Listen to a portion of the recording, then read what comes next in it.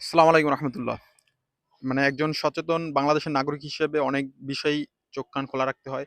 সেক্ষেত্রে রাজনীতি অনেক কথাবার্তা বলি। আসলে সেই রাজনীতি কথাবার্তাটা আসলে একটা ইমানি চেতনা থেকে এবং বাংলাদেশের একজন জনগণ হিসেবে এটাই হচ্ছে বাস্তবতা। আর সেকেন্ডলি যে কথাটা বলতে চাই এটা আজকে খুবই গুরুত্বপূর্ণ।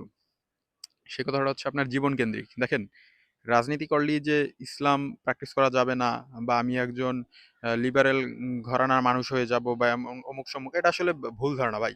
আপনি যে দলই করেন না কেন, বিএনপি করেন, জামাত করেন, আহ, জামাত তো ইসলামিক একটা দল হিসেবে পরিচয় দেয়, তারপর বা অন্যান্য যে দলই করেন না কেন, হ্যাঁ, যদি সেটা সেকুলারপন্থী দল না হয়, আপনি করেন না কেন আপনার নিজের ধর্মকর্ম ভাই পালন করবেন, এটা হচ্ছে বাস্তবতা, ঠিক আছে? ধর্মকর্ম পালন করবেন, নারায়ে তাকবীর, আল্লাহু আকবার বলবেন, আল্লাহর বরত্ব সবসময় বলবেন। এই হীনমন্যতায় ভোগেন ভাই। মানে একটা ইনফেরিয়র কমপ্লেক্সে ভোগে এই যে মুসলমানদের ক্ষেত্রে এইটা সবচেয়ে মানে সমস্যার বিষয়।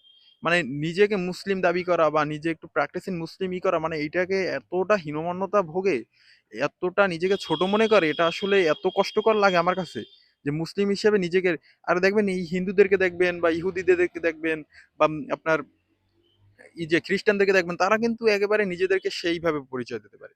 না, আমাদের বাংলাদেশি মুসলিমরা আর কি এতটাই নিজেদেরকে ছোট মনে করে, এতটাই ইনফিরিয়রিটি কমপ্লেক্সে ভোগে যে নিজেদেরকে মানে নিজেদের নামাজ রোজা করে আল্লাহকে ডাকে, তারা এমন হয়ে যায়, আল্লাহর কথা বলতে পারে না, তারা প্রকৃতি এদের বিচার করে দেবে, প্রকৃতি আবার আবার সৃষ্টিকর্তা আল্লাহর নাম লইতে এত এত জ্বালা। এটা আসলে ভাই খুবই হতাশাজনক। আপনি মুসলমান যদি নিজেই সত্যিকারই মুসলমান হন, আল্লাহকে বিশ্বাস করে থাকেন, এটা প্রকাশ করেন বাহিরে। বাহিরে যদি প্রকাশ করেন, আপনারটা দেখে, আপনার এই সাহসিকতা দেখে অন্য আরেকজনে উদ্বুদ্ধ হবে, উৎফুল্ল হবে, ইসলাম প্র্যাকটিস করবে এবং আল্লাহকে ভালোবাসবে এবং একটা ভালো আমরা একটা নিজেদেরকে গঠন করতে পারবো এবং দেশ গঠন করতে পারবো। সকলে ধন্যবাদ। আসসালামু আলাইকুম।